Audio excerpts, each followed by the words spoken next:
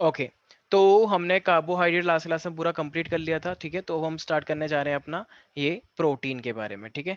तो हमारे पास as you already know protein is made up of amino acids, ठीक है। और हमारे पास एटलीस्ट 20 टाइप के अमाइनो एसिड है जो कि बहुत ही ज़्यादा इसेंशियल होते हैं, ठीक है, प्रोटीन की चेन बनाने के लिए। और प्रोटीन की चेन को हम पॉलीपेप्टाइड चेन भी बोलते हैं क्योंकि दो अमाइनो एसिड के बीच में पेप्टाइड बॉन्ड बनता है। तो हमारे पास तो बहुत सारे अमाइनो एसिड होते हैं, तो वो तो फिर बहुत सारे पेप्टाइड बॉन्ड बनाएंगे, तो इसलिए उसका नाम क्या पड़ गया, पॉलीपेप्टाइड चेन। तो अब जो हम पढ़ने जा रहे हैं वो हम पढ़ने जा रहे हैं प्रोटीन के बारे में। So proteins are the biomolecule which consist of amino acid as a monomers. And how amino acid are bonded, ये एक अमाइनो एसिड है और ये दूसरा अमाइनो एसिड है। सो बाय विच बॉन्ड, ये कौन सा बॉन्ड होता है, अभी बताया मैंने जस्ट। Peptide bond. यस, तो इसको हम बोलते हैं पेप्टाइड बॉन्ड। तो हमारे पास पेप्टाइड बॉन्ड कहलाता है ये। अच्छा देखो, इससे पहले कि मैं आगे बढ़ूं तो देखो एक चीज और ध्यान रखनी है, और वो क्या है कि देखो कोई भी अमाइनो एसिड होता है ना तो उसके पास दो ग्रुप पक्का कंपलसरी होंगे ही होंगे। तो एक ग्रुप होता है अमाइनो ग्रुप जिसको हम बोलते हैं NH2, और दूसरा ग्रुप होता है COOH। तो कोई भी अमाइनो एसिड आप ले लो तो दो ग्रुप उसके पास आपको पक्का मिलेंगे ही मिलेंगे, एक NH2 और एक COOH। तो ये दो ग्रुप आपको पक्के मिलेंगे। तो चाहे वो कोई सा भी अमाइनो एसिड, तो इनके बीच में बॉन्डिंग होती है और इसका नाम क्या बन जाता है, पेप्टाइड बॉन्ड। तो NH2 और COH के बीच में ना पेप्टाइड बॉन्ड बनता है। तो देखो ये बनता कैसे है, देखो जैसे कि मैंने मान लो बोल दिया कि ये R मेरे पास कोई भी एक ग्रुप है, तो इस R ग्रुप के पास ना कुछ भी हो सकता है, R वो किसी से भी जुड़ा हो सकता है, हमें उससे मतलब ही नहीं। तो एक तो COH पक्का होगा और एक NH2 पक्का होगा, ठीक है ना। NH2 को क्या मैं ऐसे लिख सकता हूँ, NHH, तो NH2। तो एक NH2 पक्का होता है और एक COH पक्का होता है, बाकी इस पे कुछ भी जुड़ जाए उससे हमें मतलब नहीं है, ठीक है। इस पे कोई सा भी ग्रुप अटैच हो सकता है। या बेटर टू से कि यहाँ पे एक C लगा हुआ है, ठीक है, और इस C पे वो कोई सा भी R ग्रुप लग सकता है, ठीक है ना। अब वो चाहे मिथाइल ग्रुप हो, चाहे वो इथाइल ग्रुप हो, चाहे वो प्रोपाइल ग्रुप हो। सब लोगों को मेरी आवाज सुनाई दे रही है? Yes sir. ओके। तो देखो अब एक अमाइनो एसिड ये रहा और दूसरा अमाइनो एसिड आप लोगों को पता है, देखो मान लो जैसे ये C है, मैंने यहाँ पे R लगा दिया, तो इस R पे वो कुछ भी जोड़ जोड़ सकते हैं और डिफरेंट डिफरेंट अमाइनो एसिड तुम्हारे बनते रहेंगे। अब मान लो मेरे पास एक और अमाइनो एसिड है, वो R डैश है मान लो, लेकिन ये ग्रुप तो पक्का रहेगा ही रहेगा, इसे तो कोई चेंज कर ही नहीं सकता ये ग्रुप। और यहाँ पे भी COH पक्का रहेगा। तो कार्बोक्सिलिक ग्रुप और अमाइन ग्रुप, ये दो ग्रुप तो हमेशा होते ही है ना अमाइनो एसिड के पास, एज आई सेड। तो ये मेरे पास दो चीजें, आप देखो क्या होगा, जब भी बॉन्ड बनता है तो एक मॉलिक्यूल निकल के आता है, मैंने क्या बता रखा है, वो कौन सा मॉलिक्यूल होता है जो निकल के आता है mostly time, H2O। H2O, very good. तो देखो होगा क्या, तो मेरे पास ये जो देख रहे हो ना, ये OH और ये H, तो ये H और OH ना आपस में इंटरेक्ट करते हैं और ये क्या करेंगे फिर, एज अ वाटर मॉलिक्यूल निकल जाएंगे। तो जब ये वाटर मॉलिक्यूल निकल जाएंगे तो सिर्फ और सिर्फ क्या रह जाएगा, सिर्फ और सिर्फ क्या रह जाएगा फिर अपने पास, अपने पास रह जाएगा CO और इधर रह जाएगा NH। एम आई राइट? तो मेरे पास रह जाएगा सिर्फ और सिर्फ CONH। तो इस CONH को हम क्या बोलते हैं, इस CONH को हम बोलते हैं peptide bond. Fine. Yes sir. तो ये हमारे पास हो गया है पेप्टाइड बॉन्ड। तो पेप्टाइड बॉन्ड कौन सी दो लोगों के बीच में बनती है स्नेहा, वो कौन सी दो चीजें हैं जिनके बीच में पेप्टाइड बॉन्ड बनती है?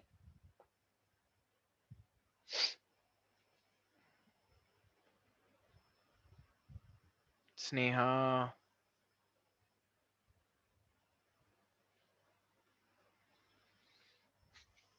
मत बताओ, ठीक है।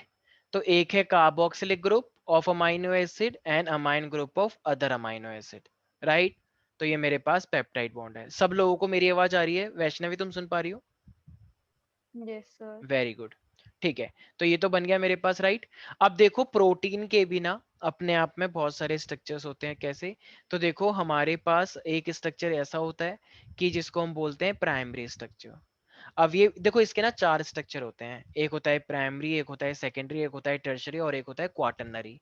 तो अगर मैं प्राइमरी की बात करता हूँ, तो प्राइमरी का मतलब क्या होता है कि एक बेसिक ओवरऑल, मतलब एक बेसिक बॉन्डिंग। तो प्राइमरी का सिंपल सा मीनिंग है कि एक तुम क्या बना रहे हो, बस सिंपल सी ये चेन बनती जा रही है पेप्टाइड बॉन्ड की। ग्लाइसिन आ गया, एलेनिन आ गया, ठीक है, और एस्पार्टिक एसिड आ गया, ग्लूटामिक एसिड आ गया, एक कंप्लीट चेन बनती जा रही है बस। तो उसमें बस वो एक सिंपल सी चेन है, उसका कुछ भी, वो कुछ भी नहीं हुआ है, कोई कोई ज्यादा खतरनाक स्ट्रक्चर नहीं बना है। तो एक सिंपल से structure, this simplest structure of the protein chain, इसको हम बोलते हैं प्राइमरी स्ट्रक्चर। ओके, तो बस पेप्टाइड बॉन्ड से एक सिंपल सी चेन बनकर आ गई, तो ये अपने पास एक सिंपलेस्ट स्ट्रक्चर है। तो ये सिंपलेस्ट स्ट्रक्चर जो कि पेप्टाइड बॉन्ड से जुड़ा हुआ है अमाइनो एसिड का, सिंपलेस्ट स्ट्रक्चर ऑफ प्रोटीन। और ये प्रोटीन किससे मिलके बनते हैं, अमाइनो एसिड से। तो इनको हम क्या बोलते हैं, प्राइमरी स्ट्रक्चर बोलते हैं, right. So the amino acid are present in a specific sequence bonded with the peptide bond, can we say? एक अमाइनो एसिड, दूसरा अमाइनो Yes, एसिड, sir. तीसरा अमाइनो एसिड, ऐसे करते करते, और ये पेप्टाइड बॉन्ड, पेप्टाइड बॉन्ड। तो ये सिंपल सी जो चेन बनकर आई है, ये क्या है, सिर्फ और सिर्फ, this is called your primary structure. But if I talk about the secondary structure, तो देखो Alpha देखो, और beta structure हाँ होता है. Very good. तो अल्फा बीटा नहीं था वैसे, अल्फा प्लेटेड, हाँ, अल्फा हेलिक्स बीटा प्लेटेड, ठीक है। हाँ. तो ये सेकेंडरी स्ट्रक्चर है हमारे पास। तो देखो, जब इसकी फर्दर फोल्डिंग हो जाए, जैसे मान लो अभी ये सीधी चेन सी बनकर आई है, लेकिन अगर तुम इसको ऐसे करके मान लो, एक एक रस्सी की तरह घुमा दो, ऐसे ऐसे ऐसे ऐसे रस्सी की तरह, एक ऐसे ऐसे करके ये चल रही है, जैसे डीएनए होता है, या फिर एक बेडशीट की तरह ऐसे जिगजैग मोशन में, ठीक है। तो ये सेकेंडरी स्ट्रक्चर फर्दर फोल्डिंग हो जाता है प्राइमरी का, तो या तो ये इस तरीके से दिखेगी तुम्हें, थोड़ा थोड़ा कुछ कुछ ये इस तरीके से, काइंड ऑफ डीएनए जैसा, और या फिर ये थोड़ा थोड़ा इस तरीके से दिखेगा, ये ऐसे ऐसे। तो ये सेकेंडरी स्ट्रक्चर मेरे पास दो टाइप का हो सकता है। तो एक को हम क्या बोलते हैं, अल्फा हेलिक्स।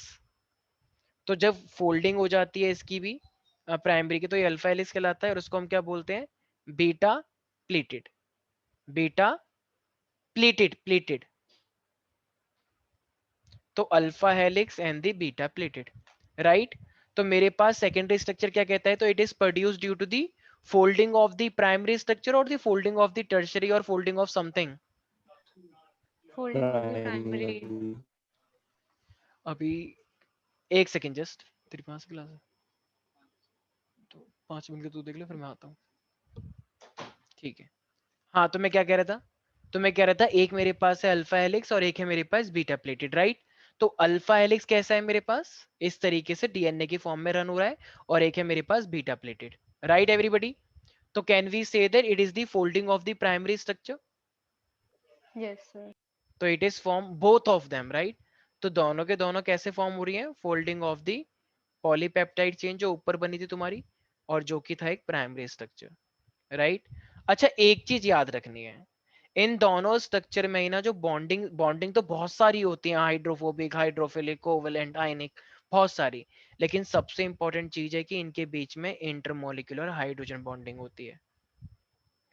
तो ये बहुत इंपॉर्टेंट है, दोनों ही चेन जो है अल्फा हेलिक्स या बीटा प्लेटेड, इनके अंदर इंटरमोलिकुलर हाइड्रोजन बॉन्डिंग हमें देखने को मिलती है, सीओ और एनएच के बीच में, ठीक है। तो इसे हम बोलते हैं पेप्टाइड बॉन्ड। तो it can be either alpha helix और बीटा प्लेटेड, ठीक है भाई। तो अल्फा हेलिक्स कैसा स्ट्रक्चर है भाई, जिसमें ये कैसे बॉन्ड बना रहे हैं, इन अ राइट हैंडेड हेलिक्स, ठीक है ना। तो इनके जो हाइड्रोजन बॉन्ड बन रहे हैं वो ट्विस्ट करके बन रहे हैं। तो ऐसा अल्फा हेलिक्स जो इस तरीके से स्ट्रक्चर बना है। और जो मेरे पास बीटा प्लेटेड है, बीटा प्लेटेड कैसे चेन बनाते हैं, जैसे किसी चीज को स्ट्रेच कर दिया हो, एक बेडशीट टाइप का स्ट्रक्चर है, एक एक्सटेंशन सा बन गया है, ठीक है ना, ये जिगजैग मोशन, ये जो जिगजैग स्ट्रक्चर देख रहे हो, एक जिगजैग, तो ये मेरे पास क्या है, this is called your beta pleated, right everybody. तो दोनों के अंदर ही इंटरमोलिकुलर हाइड्रोजन बॉन्डिंग है, बस ये एक साइड बाय साइड इस तरीके से जिगजैग मोशन में है, और एक अल्फा हेलिक्स के फॉर्म में है, राइट एवरीबॉडी। Yes. ओके, अब इसके बाद जो आता है ऑब्वियसली वो हमारे पास है टर्शरी।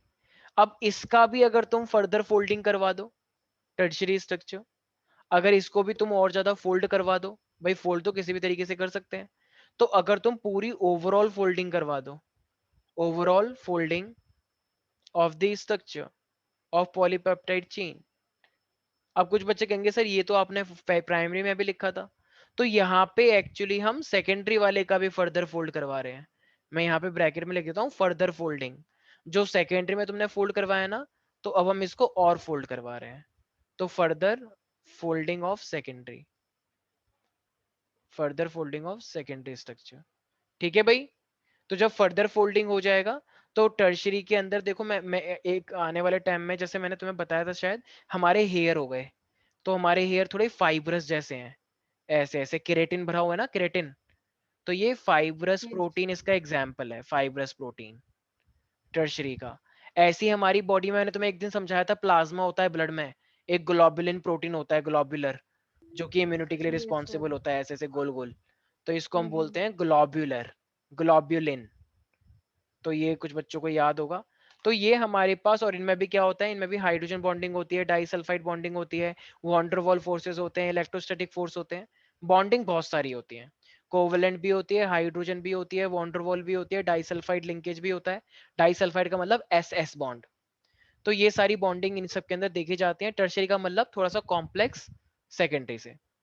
और सबसे लास्ट तो आपको पता ही है, जो है क्वाटरनरी। अच्छा, तुम लोगों को पता है कि हमारे आरबीसी के अंदर एक पिगमेंट होता है जो, Hemoglobin. वेरी गुड, तो वो एक क्वाटरनरी स्ट्रक्चर माना जाता है ना, क्यों? क्योंकि उसके अंदर 4 चेन मानी जाती हैं।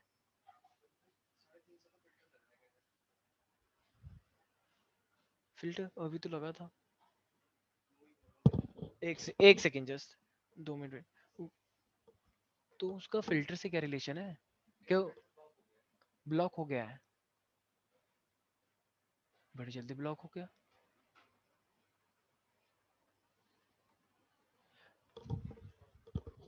तो बस फिल्टर की ही दिक्कत है, पक्का ना? ओके, हाँ भाई, तो मैं क्या कह रहा था, तो मेरे पास है ये क्वाटरनरी स्ट्रक्चर, तो क्वाटरनरी स्ट्रक्चर का मतलब क्या होता है कि जिसमें 4 चेन आ जाएं। जैसे अगर मैं अपने हेमोग्लोबिन की बात करता हूँ मेरे आरबीसी के अंदर, तो मेरे पास 2 अल्फा होता है और मेरे पास 2 बीटा होता है, राइट? तो 2 अल्फा चेन और मेरे पास 2 बीटा चेन होती हैं। तो अब बताओ सबसे ज्यादा कॉम्प्लिकेटेड स्ट्रक्चर कौन सा माना जाएगा फिर, प्राइमरी, सेकेंडरी, टर्शियरी या क्वाटरनरी? Quaternary. और क्वाटरनरी। क्वाटरनरी, और हम तो ह्यूमन बॉडी है, हमारी तो पूरी बॉडी ही कॉम्प्लिकेटेड है, हम तो सबसे ज्यादा कॉम्प्लिकेटेड है, ठीक है? तो इसीलिए हमारे पास जो प्रोटीन होता है, तो ऐसी प्रोटीन चेन जिसमें क्या बोला जाता है, तो a protein chain which contain the 2 और more polypeptide chain, a protein structure या प्रोटीन कंसिस्ट ऑफ 2 और मोर, 2 और मोर पॉलीपेप्टाइड चेन, मतलब पूरी की पूरी चेन ही आ गई है अलग अलग टाइप की। बताओ, इतना कॉम्प्लिकेटेड प्रोटीन जो अलग अलग चेन से मिलके बन रहा है, मोर पॉलीपेप्टाइड चेन, ठीक है, इन अ ग्रुप। तुम सब स्टूडेंट्स हो, लेकिन अब राइट नाउ तुम जो स्टूडेंट्स हो वो अलग अलग स्कूल के हो। अगर एक ही स्कूल के होते तो वो सिंपल माने जाते, लेकिन तुम अलग अलग स्कूल्स के हो तो वो कॉम्प्लिकेटेड हो गया और ज्यादा, ये अलग अलग स्कूल के स्टूडेंट्स हैं। तो ये और भी ज्यादा यहाँ पे इसको बोलते हैं क्वाटरनरी, क्योंकि दो डिफरेंट डिफरेंट चेन यहाँ पे लग रही हैं, ठीक है ना? तो ये हमारे पास क्या है, क्वाटरनरी। तो इट गिव्स दी 2 मेजर, जैसे यहाँ पे मेरे पास क्या है कि 2 डिफरेंट चेन्स, 2 अल्फा और 2 बीटा बोलते हैं, ऑल्दो कुछ लोग इसको बोलते हैं अल्फा बीटा गामा डेल्टा। कुछ लोग जो होते हैं वो बोलते हैं 4 चेन है, अल्फा बीटा गामा डेल्टा, लेकिन बाद में पता चला कि 2 चेन तो एक जैसी हैं, 2 चेन एक जैसी हैं, तो इसलिए उसका नाम क्या पड़ गया फिर, 2 alpha and 2 beta. Right everybody, बोलो। Yes, sir. अच्छा, तो ये यस। हेमोग्लोबिन का मतलब क्या हुआ वैसे? हेम ग्लोबिन, इसका क्या मीनिंग है? हेम का मीनिंग क्या है और ग्लोबिन का मीनिंग क्या है? Heme means blood. हेम मीन्स ब्लड तो नहीं होता, हेम मीन्स तो आयरन होता है, अच्छा हाँ. हेम मीन्स तो आयरन होता है ना। और ग्लोबुलिन मतलब प्रोटीन होता है, एक मोटी मोटी सी चेन गोल गोल वाली, ठीक है? तो हेमोग्लोबिन, हेम का बताया ना, जैसे कि डॉक्टर क्या बोलते हैं कि तुम्हारी बॉडी में आयरन की कमी हो गई है, जब कोई वुमेन प्रेग्नेंट होती है तो हेमोग्लोबिन की गोलियां आती है ना, कैल्शियम सैंडोज भी दिया जाता है, आयरन टैबलेट्स दी जाती हैं, फॉलिक एसिड दिया Yes, जाता है, sir. Yes, sir. तो ये सब हेमोग्लोबिन के अमाउंट को बढ़ाते हैं। क्यों?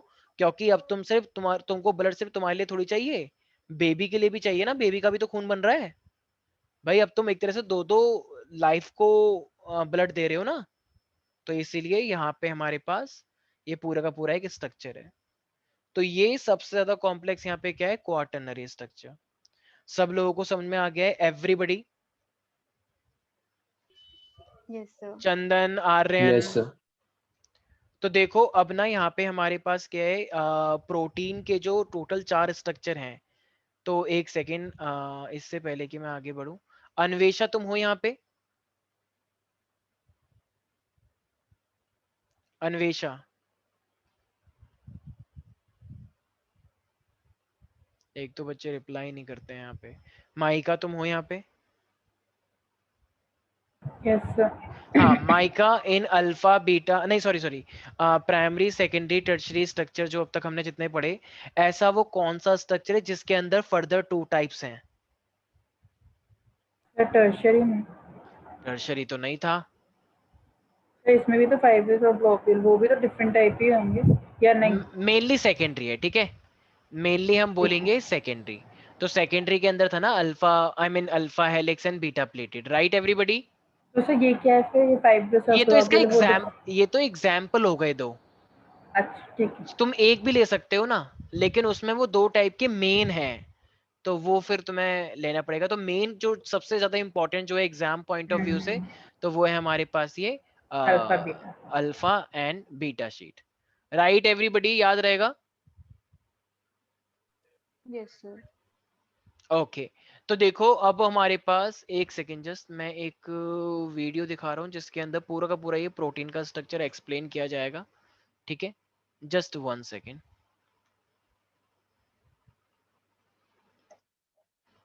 एक second just.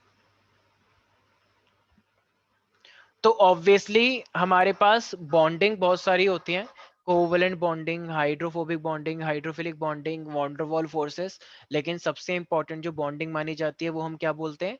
This is intermolecular hydrogen bonding, ठीक है? तो सबसे इंपॉर्टेंट वही वाली बॉन्डिंग ही है, ठीक है? तो आप लोग ध्यान रखेंगे।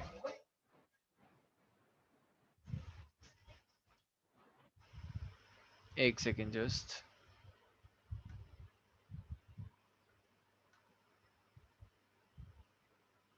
तो पूरा स्ट्रक्चर देखेंगे कि किस तरीके से हमारे पास ये चेन बनती है, ठीक है? कैसे प्राइमरी होता है, सेकेंडरी होता है, टर्शरी होता है। तो एक सेकेंड जस्ट, ओके एक second just.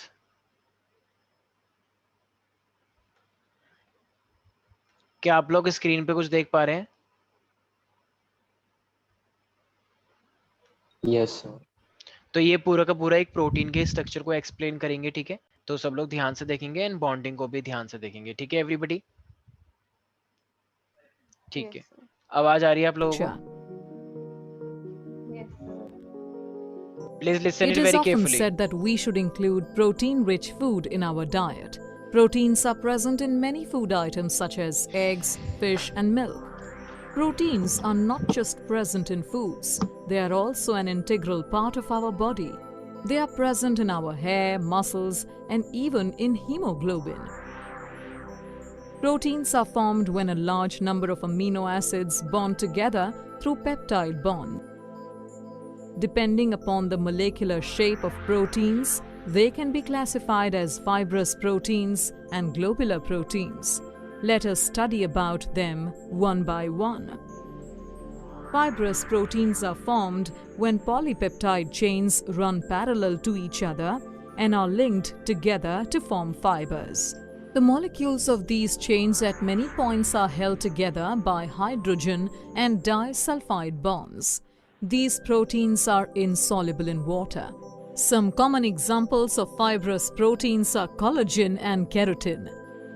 On the other hand, globular proteins are formed due to the folding around of polypeptide chains. This gives a spherical shape to the globular proteins. These proteins are soluble in water. Some examples of globular proteins are insulin and albumin. As you can see, the structure of proteins is quite complex. let us study about this complex structure of proteins in detail. We can study the structure of proteins in 4 different levels, that is, primary, secondary, tertiary, and quaternary structure of proteins. As we already know, a protein is made of a large number of amino acids. Although there are only 20 amino acids, but these amino acids link together in different sequences, giving rise to different polypeptide chains. The sequence of amino acids in a polypeptide chain of a protein is called its primary structure. If the sequence of these amino acids is changed, a new protein gets formed.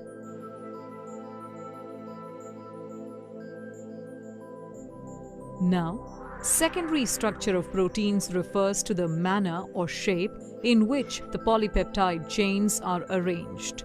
The different arrangement of polypeptide chains exist due to the hydrogen bonding between the oxygen of carbonyl of one amino acid to the hydrogen of the amide group of another amino acid. The secondary structure shown right now is called alpha helix structure. As you can see in this structure, the hydrogen bonding is intermolecular that occurs between the amino acids of adjacent turns. This results in the twisting up of the structure into a right-handed spiral structure. Another type of secondary structure is formed when the polypeptide chains are stretched to the maximum extension and are then so folded that different strands lie alongside each other. This type of structure is called beta-pleated structure. The different strands are held together by intermolecular hydrogen bonding between the amino acids of 2 different strands. This structure looks similar to the pleated folds of drapery. Therefore, it is known as beta-pleated sheet structure. So, alpha helix structure and beta-pleated sheet structure represents 2 different types of secondary structures of proteins. The further folding of the secondary structure of proteins gives rise to the tertiary structure of proteins. Therefore, the tertiary structure represents the overall folding and coiling of the peptide chains. It is the tertiary structure of a protein that gives a geometric shape to the protein that can be of fibrous or globular shape. Although many proteins consist of a single polypeptide chain, there are some proteins which consist of 2 or more polypeptide chains. These polypeptide chains are referred to as the subunits. The quaternary structure is the special arrangement of these subunits with respect to each other in the protein structure. These subunits in a quaternary structure may be similar or different. So we have seen. So I guess यहाँ तक सब लोगों को quaternary structure समझ में आ चुका होगा, right? Yes sir. तो ये था हमारे पास प्राइमरी से लेके टर्शियरी स्ट्रक्चर तक के बारे में. तो यहाँ तक अगर किसी को कोई भी डाउट है तो yes, you are most welcome to ask. तो प्रोटीन के कितने स्ट्रक्चर है मेनली संकल्प? Mainly sir 4 structures. 4 स्ट्रक्चर. और इनमें से कौन से वाले के अंदर और वो है कि केस में किसी में अल्फा है और किसी में बीटा प्लेटेड है? Secondary structure. Secondary structure. कौन सा वाला बेड वाला जैसा स्ट्रक्चर है, जिगजैग वाला, अल्फा हेलिक्स या beta pleated? Sir beta pleated. Okay, good, very good. ठीक है, सब लोगों को समझ में आ गए हैं चारों structure? Yes sir. Okay, Sneha सबसे ज्यादा मोस्ट कॉम्प्लिकेटेड स्ट्रक्चर कौन सा है? Sir quaternary structure. ओके, उसमें कितनी चेन हो सकती है मोस्टली टाइम? वैसे सर 4. वैसे 2 और मोर भी बोला जाता है, लेकिन चूंकि हमने एग्जांपल हीमोग्लोबिन लिया है तो उसमें 4 है. ठीक है, ओके. अच्छा, जैसे कि ना अब देखो, ये तो 4 स्ट्रक्चर हो गए. एक टॉपिक होता है जिसको हम बोलते हैं डीनेचुरेशन ऑफ प्रोटीन. अब ये डीनेचुरेशन ऑफ प्रोटीन का मतलब क्या होता है? जैसे मान लो एग है, लोग कहते हैं रोज खाओ अंडे, संडे हो या मंडे, या संडे हो या फंडे, जो भी तुम बोलते हो. तो डीनेचुरेशन ऑफ प्रोटीन का मतलब क्या है? मुझे एक बात बताओ, अगर तुम अंडे को उबालते हो तो अंडे के अंदर जो एल्बुमिन भरा होता है, जो भी यॉक होता है, तो जब तुम उबालते हो तो पूरा सॉलिड बन जाता है या लिक्विड ही रहता है? सॉलिड हो जाता है. तो अगर वो सॉलिड हो जाता है तो क्या तुम उसे फिर से लिक्विड बना सकते हो? नहीं। No, sir. अगर वो एक बार सॉलिड हो गया तो फिर तो वो सॉलिड ही हो गया ना, वापस तो नहीं आ सकता, ठीक है। लेकिन अगर वो एक बार सॉलिड बन गया तो क्या फिर वो प्रोटीन मर जाता है या प्रोटीन है उसमें अभी भी? क्या लोग उबले हुए अंडे खाते हैं, बॉइल्ड एग खाते हैं लोग? हाँ, तो बॉइल्ड एग खाते हैं तो क्या उससे प्रोटीन मिलता है या नहीं मिलता है? होता है। Are you sure? Yes, sir. होगा. बिल्कुल होता है, ठीक है। लेकिन फिर भी बोला जाता है कि अब प्रोटीन ने अपने स्ट्रक्चर को अंदर ही अंदर चेंज किया है, अपने नेचर को चेंज किया है, लेकिन प्रोटीन अभी भी है। आप ऐसे नहीं कह सकते कि प्रोटीन नहीं है, पहले भी प्रोटीन था, अब भी प्रोटीन है, बस नेचर चेंज हुआ है, मतलब एक तरह से बोलो स्टेट चेंज हुई है। अगर तुम कभी भी अनफेवरेबल टेम्परेचर प्रोटीन को देते हो, अनफेवरेबल पीएच अगर आप लोग दे देते हो, या कोई भी केमिकल रिएक्शन आप ऐसी करवा देते हो, तो वो अपने स्ट्रक्चर को चेंज कर लेता है। मुझे एक बात बताओ, ये जो एक मूवी आई थी छपाक, तो इसमें जब जब ये लोग कहते हैं एसिड फेंकते थे, तो एसिड के फेंकने से हमारी जो ये पूरी स्किन है ये प्रोटीन की बनी हुई है, तो हमारी ये जो स्किन प्रोटीन की बनी हुई है, तो अगर एक बार एसिड अगर आएगा तो वो पूरी स्किन जल जाती है, तो क्या वो फिर से ठीक हो जाती है, फिर से रिकवर हो जाती है? नहीं। तो इसका मतलब प्रोटीन का स्ट्रक्चर डीनेचर हो गया ना, पूरा एकदम बेकार हो गया ना, एकदम वो स्मूथनेस नहीं रही ना अब। इसी तरीके से अगर तुम एग को उबालते हो, तो एग पहले प्रोटीन स्ट्रक्चर था, लेकिन जब तुमने उसे उबाल दिया तो अब उसका स्ट्रक्चर अपने आप में चेंज हो गया। तो इसका मतलब एक बायोलॉजिकल एक्टिविटी लॉस हो गई, जो वो पहले जैसा था वो थोड़ा वैसा नहीं रहा। पर सर प्रोटीन तो उतना ही होता प्रोटीन है तो ना है, फिर। प्रोटीन तो वो अभी भी है, लेकिन तो एक सर अगर बायोलॉजिकल स्ट्रक्चर बदल गया एक्टिविटी तो की। फिर प्रोटीन कैसे रहा वो?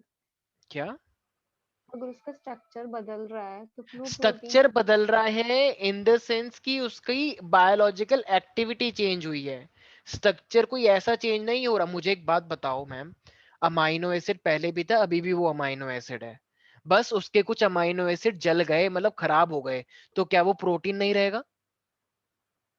पहले हाँ भी, राइट। पहले वो लाइसिन था और आर्जिनिन जुड़े हुए हैं, लेकिन ये वाला लाइसिन थोड़ा सा डैमेज हो गया और ये वाला आर्जिनिन भी थोड़ा सा डैमेज हो गया, तो अगर ये थोड़े से डैमेज हो गए तो क्या वो प्रोटीन की जगह कार्बोहाइड्रेट बन जाएगा?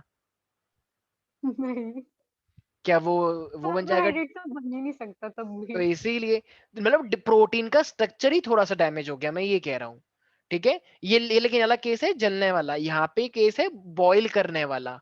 तो प्रोटीन भी डिफरेंट डिफरेंट टाइप्स के हैं, तो ये बायोलॉजिकल एक्टिविटी को लॉस कहा जाता है, ठीक है। तो सारे बच्चे लिखें, सारे बच्चे एक लाइन लिखें, प्रोटीन एग्जिस्ट इन नेचर, क्योंकि प्रोटीन का स्ट्रक्चर वैसे अपने आप में एक बहुत ही यूनिक होता है, बहुत ही थ्री डायमेंशनल स्ट्रक्चर होता है। तुम में से कुछ लोगों का जो जो पूरा का पूरा बॉडी का डिजाइन है, पूरा बॉडी का जो कलर है, जो सब कुछ है, वो सब प्रोटीन की देन है। हमारी बॉडी ही इतनी सारी ज्यादा अलग है लोगों की, हमारी स्किन अलग है, पूरा का पूरा इतनी वैरायटी है, तो ये सब प्रोटीन की वैरायटी है। इतने सारे लोग हैं, 125 करोड़ देशवासी हो, और सबके सब अलग है एक दूसरे से, तो ये सब प्रोटीन की तो देन है, वेरिएशन की भी देन है ऑफ कोर्स, क्योंकि डीएनए में इतना वेरिएशन लाया जा सकता है कि तुम सोच भी नहीं सकते, ठीक है। तो क्या बोल रहा था, मैं खुद ही भूल गया, क्या बोला अभी मैंने? Protein exist in nature. Protein exist in nature with a unique three dimensional structure, with a unique three dimensional structure. हर किसी का प्रोटीन यूनिक है अपने आप में। Protein exist in nature with a unique three dimensional structure and biological activity, and biological activity, biological activity full stop. तो ये तो है ही, लेकिन ये प्रोटीन डीनेचर्ड कब हो जाएगा? जब हम क्या कर दें उसको, क्या चीज प्रोवाइड कर दें ऐसी? हीट। हीट दे दें, चलो उसका मतलब मैंने टेम्परेचर चेंज कर दिया। और भी कुछ बताया था मैंने, और क्या कर सकते हैं हम? हीट देने के अलावा भी मैंने कुछ बताया भी, और क्या कर सकते हैं जिससे उनकी बायोलॉजिकल एक्टिविटी चेंज हो जाए? कैन वी से पीएच? अभी यस थोड़ी देर सर। पहले मैंने पीएच भी बोला था, ठीक है। तो जब हम इसको ये अनफेवरेबल कंडीशन देते हैं, तो उसके जो हाइड्रोजन बॉन्ड थे ना, तो तुमने जितने भी स्ट्रक्चर पढ़े, तो उनके वो हाइड्रोजन बॉन्ड टूट जाते हैं, और जब उनके वो हाइड्रोजन बॉन्ड टूट जाते हैं, तो उससे क्या होगा, उससे पूरा हेलिकल स्ट्रक्चर अनकॉइल्ड हो जाएगा, वो अपनी बायोलॉजिकल एक्टिविटी को लूज कर देता है, और जब वो बायोलॉजिकल एक्टिविटी को लूज कर देता है, तो बस उसी को बोलते हैं हम डीनेचुरेशन ऑफ प्रोटीन, बस उसी को बोलते हैं denaturation, losing of biological activity. तो सारे बच्चे लिखें उसी के आगे से, when protein is subjected to when protein is subjected to any change, when protein is subjected to any change in temperature or pH, the hydrogen bond breaks, the hydrogen bond breaks, the hydrogen bond breaks, due to which, due to which, due to which protein lose their biological activity. Protein lose their biological activity, and this is called denaturation of protein. This is called denaturation of protein. Milk के अंदर, milk milk जो होता है, milk के अंदर भी protein बोल देते हैं ना लोगों को, छोटे छोटे बच्चों को मिल्क दिया जाता है, इसमें प्रोटीन होता है। तो लेकिन कभी कभी मिल्क क्या बन जाती है, दही जैसी बन जाती है, एकदम मोटी मोटी सी कटलिंग हो जाती है ना, दही जैसा बन जाता है। तो वो दही जैसा क्यों बन गया, ऐसा क्या डाल दिया हमने कि वो दही जैसा बन गया? Lactic acid. क्योंकि हमने पीएच चेंज कर दिया ना, हमने जानबूझ के उसके अंदर लैक्टिक एसिड बैक्टीरिया डाल दिया, वो उसका पीएच चेंज कर देता है। पीएच चेंज करेगा तो उसमें लैक्टिक एसिड आ जाएगा, लैक्टिक एसिड आ जाएगा तो वो मोटा मोटा सा बन जाएगा ना, प्लफी प्लफी, वो जो लेयर सी होती है दही की, एकदम स्मूथ स्मूथ। नाउ दही स्मूथ स्मूथ, और तुम वो निकाल के खाते हो, तो वो यस, दूध की तो लेयर से बनकर आया ना। तो ये भी बताओ माना जाएगा या नहीं माना जाएगा प्यारे बच्चों? माना जाएगा। तो बिल्कुल इसे हम क्या बोलते हैं, denaturation of protein, right everybody. तो एक बच्ची ने बोला अरे सर आपने क्या इतनी बड़ी डेफिनेशन लिखवा दी, सीधे ही बोल देते lose of biological activity of protein by changing temperature and pH. क्या ये लड़की ने सही बोला? क्या उस बच्ची की बात में दम है? नहीं, losing of biological activity of protein by changing the temperature और पीएच। हाइड्रोजन बॉन्ड भी ब्रेक होना हाँ चाहिए। रीजन भी दे दिया, चलो चलो ठीक है, उसने बोल दिया losing of biological activity by changing the temperature and pH as it break the hydrogen bond. So क्या सही है? हाँ, अपने Yes. अकॉर्डिंग बना सकते हो, कोई दिक्कत थोड़ी है, ठीक है, बिल्कुल सही बात में दम था उसके, ठीक है। रीजन भी दो दोगे तो और अच्छा है, नहीं भी दोगे तो भी कोई दिक्कत नहीं है, ठीक है। तो एग्जाम्पल क्या दोगे, लेकिन दो एग्जाम्पल दिए मैंने डीनेचुरेशन ऑफ प्रोटीन के। एक तो एग वाला बॉईल, ऑयलिंग ऑफ एग कर दिया, ठीक है, और और मिल्क से curd. Curdling of milk, can we say that? Yes, Sneha are you there? Yes, sir. Okay. अच्छा कभी अब ना एक आता है कि ये जो अमाइनो एसिड है ना, इसका नेचर जो होता है ना वो एम्फोटेरिक होता है। अब ये एम्फोटेरिक का मतलब हो गया कि वो एसिड और बेस दोनों से कंबाइन कर सकता है। बिल्कुल कर सकता है। देखो होता क्या है, मैंने अभी तुम लोगों को बताया ना कि मेरे पास ये, इसके पास दो चीजें होती हैं, एक तो होता है COOH और एक होता है ये NH2, राइट? ये दो ग्रुप होते ही हैं हर अमाइनो एसिड के पास, COOH and NH2। Carboxylic acid and the amino group, yes और नो एवरीबॉडी? रुद्र, अरे यस सर। रुद्र, रुद्र आज तुम्हारी क्लास नहीं होती है, आज तुम्हारी मैथी क्लास होगी ना प्यारे बच्चे? रो रो साइंस पढ़ोगे क्या? ठीक है, ओके। तो अमाइनो एसिड हमारे पास ये होता है, राइट? तो देखो एसिड की प्रॉपर्टी होती है H+ लूज करना, बेस ये एक तरह से इसके पास लोन पेयर होता है, ये बेस है, इसकी गेन करना। तो ये ना अपने आप को ना चेंज करता है, और देखो ये ना इस तरीके से कर लेता है, तो ये COO क्या बन जाएगा, माइनस, क्योंकि इसने H+ लूज कर दिया। और इस H+ को कौन गेन कर सकता है, ये NH2, क्योंकि N के पास लोन पेयर है, तो वो गरीब अमीर पे अटैक मार देगा, तो ये बन जाता है NH3+। तो देखो ये वाला H यहाँ से H+ लूज हुआ तो नेगेटिव दे गया, इसने H+ यहाँ पर आया तो ये एज NH3+ हो गया। तो मुझे एक बात बताओ, अब इस अमाइनो एसिड का जो ये एक ऐसी फॉर्म जो निकल के आई है ये, तो ये बताओ इसके पास एक ही चार्ज है या दोनों चार्ज है? दोनों। उधर से H+ निकल गया और इधर आ गया। ये एक तरह से ऐसी बात है, मान लो वैष्णवी ने क्या करा, अपनी ये यहाँ से सारी उंगलियां काट के अपने यहाँ पे लगा ली, और अभी लोगों को ऐसे डराती है, ठीक है। तो इसका मतलब अभी इसे क्या बोलेंगे, हम इसे हम बोलेंगे ज्विटर आयन। तो ये ज्विटर आयन का मतलब क्या होता है, इधर का एच इधर आ गया, तो अब इस पे दोनों चार्ज क्रिएट हो गए, ज्विटर आयंस, तो इसे हम ज्विटर आयन बोलते हैं। तो ये अमाइनो एसिड जो है ना ज्विटर आयन की तरह भी बिहेव कर लेता है। Amino acid also have the zwitter ion structure. तो देखो इसके पास पॉजिटिव भी है नेगेटिव भी है, तो ऑब्वियसली ये दोनों से कंबाइन कर सकता है फिर, तो इसलिए इसे हम एम्फोटेरिक नेचर बोलते हैं कि ये दोनों से ही कंबाइन हो जाता है। M4 का मतलब दोनों से कंबाइन हो जाना। तो अमाइनो एसिड ऐसे भी एग्जिस्ट करता है एज अ ज्विटर आयन। तो शौर्या, ज्विटर आयन पे कितने चार्ज हैं, और वो सेम चार्ज है या अपोजिट चार्ज है ज्विटर आयन पे?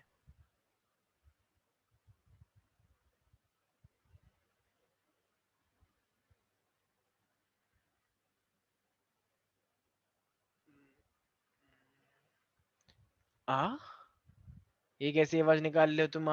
मैं क्वेश्चन पूछ रहा हूँ तुमसे।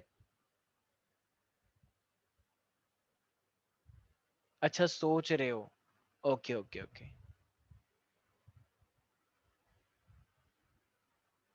चलो कोई बात नहीं, सोचते रहो तुम, ठीक है, जब याद आए तो बताना। ओके चंदन, ज्विटर आयन पे कितने चार्ज हैं और अपोजिट है या सेम है? अपोजिट है और 2 चार्ज होता प्लस माइनस। ठीक है, एक पॉजिटिव एक नेगेटिव है, सिंपल सी बात पूछी थी भाई मैंने, कोई बात नहीं। बट तो ये अमाइनो एसिड इस फॉर्म में एग्जिस्ट करता है, तो देखो एम्फोटेरिक वो बेस से कंबाइन होना चाहिए और एसिड से, तो ये OH माइनस से भी रिएक्ट कर सकता है और ये H प्लस से भी रिएक्ट कर सकता है, ठीक है। तो अगर ये OH से रिएक्ट करेगा तो ये क्या बना लेता है मेरे पास, तो ये NH2, तो ये वाला H और ये OH माइनस मिलके वाटर बना लेते हैं, बाकी सब स्ट्रक्चर वैसा का वैसा ही रहेगा। तो यहाँ का H जो था NH3 वाला वो निकल गया, उसने H2O बना लिया, और ये बाकी सारा ऐसा ही। तो ये बताओ कंबाइन हुआ या नहीं हुआ? हुआ। तो ये बेस से भी कंबाइन होता है, और ये H प्लस होगा तो ये वाला यहाँ इससे कंबाइन हो जाएगा, तो ये NH3 प्लस रह जाएगा यहाँ पे जैसा था, और यहाँ पे COOH आ जाएगा। तो इसका मतलब एसिड और बेस दोनों ही कंबाइन हो रहे हैं ना ज्विटर आयन से। अरे ज्विटर आयन अपने ही अंदर पॉजिटिव नेगेटिव लेके रखा हुआ था, तो अब जब एसिडिक का H प्लस और बेस का OH माइनस आएगा तो वो उससे भी कंबाइन हो रहा है या नहीं हो रहा है उन चीजों से? हो रहा है। तो वो उन चीजों से भी कंबाइन हो रहा है, कितनी अच्छी बात है। तो बस याद रहेगा एवरीबॉडी। अनुष्का, कोई डाउट है इसके अंदर? Sir Anushka, 2 acidic amino acid मैंने बताए थे, क्या थे वो? 2 एसिडिक अमाइनो एसिड मान लो बोल दिया जाए कि एसिडिक बेसिक और न्यूट्रल के बेसिस पे डिसाइड करो, तो कैसे साइड से बताओगे repeat फिर? कर देना। पीछे। हम्म। ओके चंदन, 2 acidic amino acid. Sir glutamic acid और एस्पार्टिक एसिड। एजी, गांव में लोग क्या बोलते हैं कि एजी चाय पियोगे क्या? तो वो कहता है हाँ क्यों नहीं, तुम पिलाओगे तो जरूर पियेंगे, ठीक है। तो एजी का मतलब क्या है? Aspartic acid and glutamic acid, याद रहेगा सब बच्चों को। बेसिक का मतलब यस क्या सर। होता है? लाइसिन और आर्जिनिन, ठीक है। दिल्ली में किसकी किसकी मेन सरकार है? अरविंद केजरीवाल की थोड़ी है, एलजी के हाथ में है सब कुछ, ठीक है। तो छोड़ो ये सब कुछ नहीं। अरे सॉरी सॉरी, गड़बड़ हो गया ना लाइसिन और आर्जिनिन था ना, एल हुआ ना, एलजी से थोड़ी हुआ कुछ, ठीक है माय बैड, ठीक है। तो भाई अपने अपने ट्रिक बनाओ, ला रेजिडेंशिया बना लो, ठीक है, ला रेजिडेंशिया। एल से क्या रहेगा? लाइसिन और आर्जिनिन। वैसे ये सब टेक्निक बनाने की जरूरत नहीं है, वैसे ही याद रहते हैं मेरे को, तो मैं तो तुम्हारे लिए बताता हूँ, मेरे को तो ऐसे ही याद है। लेकिन अगर ट्रिक तुम बना रहे हो अपनी लाइफ से रिलेट करके, रिलेट बना लो, अगर तुम्हें याद नहीं होता तो याद रहेगा। एसिडिक के लिए एजी तो याद ही रहेगा, एस्पार्टिक एसिड, एसिडिक का मतलब जो एसिडिक अमाइनो एसिड है जो H प्लस देने की टेंडेंसी रखता है, स्पार्टिक एसिड एंड ग्लूटामिक एसिड। ये एग्जाम में आता है, ध्यान रखना। और अब तो तुम्हारा एमसीक्यू है, अब तो भर भर के ही आएंगे, पूछेंगे बताओ कौन सा वाला बेसिक नहीं है या कौन सा वाला बेसिक है। लाइसिन और आर्जिनिन। एक बच्ची ने पूछ लिया कि सर आपने एसिडिक बेसिक बता दिया, बट आपको नहीं लगता कि पीएच पर एसिडिक और बेसिक के बीच में एक न्यूट्रल वाला पॉइंट भी होता है?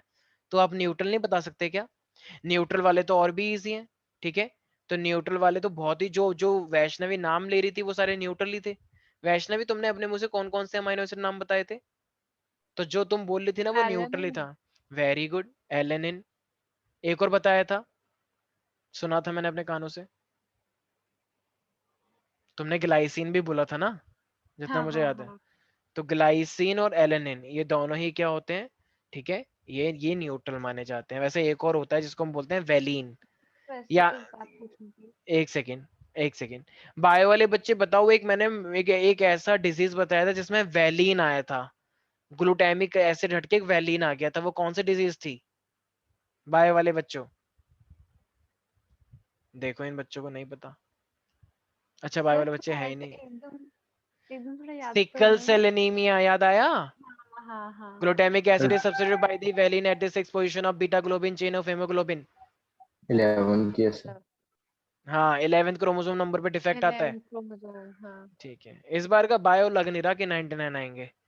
इस बार देखो सुकृति, तुम लोगों को मैं बता दूं, इस बार का जो रिजल्ट आया है ना, तो मैं बता दूं इस बार के बायो वाले बच्चे, मतलब मैं ये नहीं बोलूंगा कि बहुत ही आउटस्टैंडिंग थे या बहुत ही मजेदार थे, कुछ एकदम एकदम नॉर्मल बच्चे आए थे हमारे पास, ठीक है, बिल्कुल भी मतलब कोई ऐसा कोई टॉप में भी नहीं थे वो, लेकिन फिर भी सुकृति बायो के अंदर 96 लेकर आई है। अब तुम बोलोगे उनके तो एग्जाम ही नहीं हुए, एग्जाम नहीं हुए, लेकिन इस एस्टर पब्लिक स्कूल में 96 लाना बहुत बड़ी बात है, क्योंकि यहाँ के टीचर मार्क्स ही नहीं देते, बहुत ही पता नहीं क्या क्या कर देते हैं, खुंदस निकालते हैं, क्या करते हैं, पता नहीं क्या ही मैकेनिज्म है, तो उस तक के 96 आ गए हैं बायो में, तो मुझे उम्मीद है कि आप लोग तो मचा दोगे। ठीक है, हाँ कुछ बोल ली थी तुम वैष्णवी थोड़ी देर पहले। सर वैसे थोड़ा मतलब अजीब नहीं है कि बेसिक अमाइनो एसिड, ऐसा क्यों? बेसिक अमाइनो एसिड क्यों अजीब क्यों है ये? सर आपको नहीं लग रहा? अच्छा तुम कह रही हो क्योंकि अमाइनो एसिड है और ये बेसिक है। हाँ अमाइनो एसिड, एक सेकेंड एक सेकेंड, मैं बता देता हूँ, बिल्कुल पता है क्या क्या मीनिंग तुम सोच रही हो। अमाइनो एसिड, अच्छा मुझे एक बात बताओ प्यारे बच्चों, एक ये मैंने COH बनाया और ये मैंने NH2 बनाया, राइट? तो अमाइनो ये बेसिक पार्ट है, एसिड ये कार्बोक्सिलिक वाला पार्ट है, ठीक है, लेकिन एक अमाइनो एसिड जिसमें COH ज्यादा आ जाए, जिसमें COH मान लो इस R के ऊपर एक COH और लगा हुआ है, तो फिर वो ओवरऑल एसिडिक हो जाएगा या बेसिक हो जाएगा? एक अमाइनो एसिड में हम उम्मीद करते हैं कि ये भी और ये दोनों इक्वल नंबर पे हों, तो ये नॉर्मल माना जाता है, लेकिन जब एसिडिक वाला पार्ट ज्यादा हो जाएगा तो वो एसिडिक हो जाएगा ना, और जब ये अमाइन वाला पार्ट ज्यादा हो जाएगा तो वो बेसिक हो जाएगा, और जब दोनों इक्वली रहेंगे तो वो क्या हो जाएगा? न्यूट्रल हो जाएगा। Got it now? तो सर हम फिर उसे अमाइनो एसिड क्यों बोलते हैं क्यों अमाइनो नॉर्मली? एसिड हम इसलिए बोलते हैं क्योंकि अमाइनो जो कि खुद बेस है, और एसिड क्योंकि उसके पास इथेनोइक एसिड का ग्रुप है, इसलिए वो अमाइनो एसिड है। ठीक है ठीक है। अमाइनो एसिड का मतलब एक तरह से है बेस एसिड, क्योंकि ये छलावा है, तुम्हारे साथ धोखा किया गया है, एसिड को एसिड ले लिया और बेस को अमाइनो ले लिया, ये तो बदतमीजी हुई। बेस को भी बेस लेते, लेकिन नहीं, हम तो अमाइनो एसिड लेंगे, जो करना है कर लो, ठीक है। तो एक तरह से अमाइनो एसिड के पास बेस और अमाइनो एसिड, ठीक है, दोनों ही होते हैं।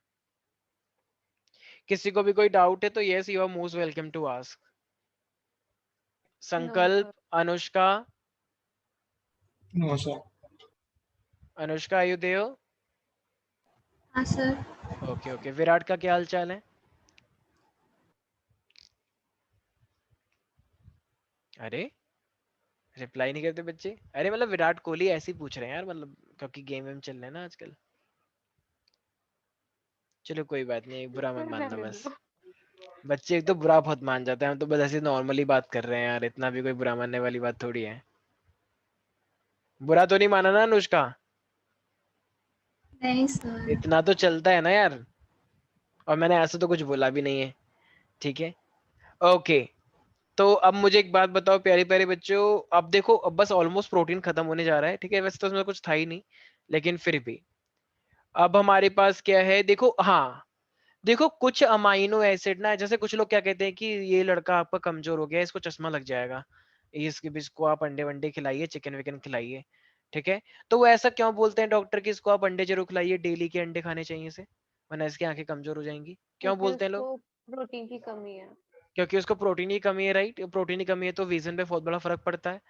अच्छा लेकिन लेकिन लेकिन हमारी बॉडी में 20 अमाइनो एसिड की रिक्वायरमेंट है, तो क्या 20 के 20 हमें बाहर से ही लेने होते हैं? क्या बॉडी अपने नहीं आप अमाइनो एसिड नहीं बना सकती? बना सकती है। तो बना सकते तो हम बाहर से क्यों ले रहे हैं? सर जो नहीं बना सकती हैं वो बाहर से ले रहे हैं। हाँ ये बात बहुत सही बोली, शाबाश क्या बात है, ठीक है, तो देखो हमारी बॉडी कुछ अमाइनो एसिड तो इसको बाहर से लेने पड़ते हैं क्योंकि वो हमारी बॉडी बना ही नहीं सकती खुद से, लेकिन कुछ अमाइनो एसिड ऐसे है कि हाँ हाँ तुम्हारी बॉडी उसे बना लेगी, अगर तुम बाहर से नहीं ले रहे हो तो भी कोई दिक्कत नहीं है। तो जो तुम्हारी बॉडी खुद बना सकती है तो क्या उसे बाहर से लेना जरूरी है, क्या कंपलसरी है? नहीं। तो फिर उसको हम क्या बोलते हैं, उसको हम बोलते हैं नॉन इसेंशियल अमाइनो एसिड। मतलब उसको बाहर से लेना कोई इसेंशियल बात नहीं है, आप चाहे तो स्किप कर दें, नॉन इसेंशियल अमाइनो एसिड। लेकिन जिनको बाहर से लेना बहुत ही कंपलसरी है क्योंकि वो तुम्हारी बॉडी बना ही नहीं सकती, उसे हम फिर क्या बोलते हैं? Essential amino acid. ठीक है, तो क्या कोई मुझे बच्चा, तो इसका मतलब can we say that these are the amino which we have to take from our diet because our body can't make it या कांट प्रिपेयर इट, हमारी बॉडी उसकी डिमांड खुद फुलफिल नहीं कर पाती, तो उसका एग्जाम्पल क्या हो जाएगा इसेंशियल का, क्योंकि वो तो हमें डाइट में लेना ही लेना है।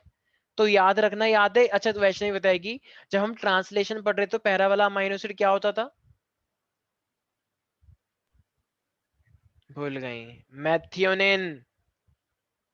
कोई बात नहीं, चलो, वेलिन, लियोसिन, आइसोलियोसिन, लियोसिन, बस 2-3 एग्जांपल याद रखना, लेकिन मुझे तो चलो याद है तो कोई बात नहीं। Arginine, methionine, valine, leucine, arginine तो अभी तुम्हें याद ही होगा, ठीक है, आर्जिनिन और लाइसिन। ये लियोसिन था, ये हिस्टिडीन। लाइसिन है, ठीक है, थियोनिन, हिस्टिडीन। मैथियोनिन। क्या? हिस्टिडीन। हाँ हाँ, valine. Histidine, valine. Phenylalanine, histidine, histidine, ठीक है भाई। और नॉन एसेंशियल अमाइनो एसिड क्या होते हैं अनुष्का? अनुष्का बताएगी। Anu, what do you mean by non essential amino acid? Anu, sir वो अनुष्का, गुस्सा हो गया। अनुष्का बहुत कम बोलती है, पता नहीं क्यों हमसे, या तो ये सबके सामने शर्माती है बोलने में। बताओ, 12th के बच्चे भी शर्माते हैं, मैं तो हैरान ही हूँ। बताओ, 12th के बच्चे शर्माएंगे फिर क्या होगा इस जनरेशन का? चलो ये बच्चे होते हैं 6ठी क्लास में, 7वीं क्लास में, तो मैं समझता कि चलो बच्चे थोड़े शर्मा रहे हैं। 12th में आके कौन शर्माता है भाई? 12th में तो एकदम झांसी की रानी होते हैं सब, और महाराणा प्रताप की तरह एकदम दहाड़ मारते हैं। जनरेशन बिल्कुल अलग जा रही है, पता नहीं क्या। चलो अब हम क्या कर सकते हैं, जनरेशन को कोई रोक थोड़ी सकते हैं। हाँ, दोनों ही एसिड ले सकते हो। एक बच्ची कह रही है आपने वहां पे तो आपने बेस दोनों ले लिए, तो यहाँ पे आपने एसिड एक क्यों लिया? अरे भाई ठीक है, वैसे तो कोई रिलेशन नहीं है ऐसा, लेकिन ठीक है, तुम्हारे तुम जो लॉजिक लगाना चाह रही हो वो यहाँ पे जच रहा है। तो एसिड्स को हम बाहर से ले लेते हैं, कोई दिक्कत नहीं है। आई मीन सॉरी, एसिड को तुम बाहर से लो या मत लो, हमें कोई दिक्कत नहीं है, लेकिन इन बेस को तो बाहर से लेना ही पड़ेगा। आर्जिनिन और लाइसिन को तो बाहर से लेना ही पड़ेगा तुम्हें। तो ये चंदन, ये इसेंशियल अमाइनो एसिड और नॉन इसेंशियल अमाइनो एसिड में मेन डिफरेंस क्या हुआ? सर नॉन जो हमारी बॉडी खुद बना लेती है, और इसे वो होते हैं जो हम बाहर से लेते हैं। तुम्हारे घर में डॉग है क्या? हाँ सर। ये डॉग है या फीमेल डॉग है? इसकी आवाज में थोड़ा सा वैसा वो आ रहा है, फीमेल टच। चलो ठीक है, कोई बात नहीं। तो वही यहाँ तक याद रहेगा। तो ये हमारे पास इसेंशियल अमाइनो एसिड और ये हमारे पास नॉन इसेंशियल अमाइनो एसिड। किसी को भी कोई डाउट है तो yes you may ask,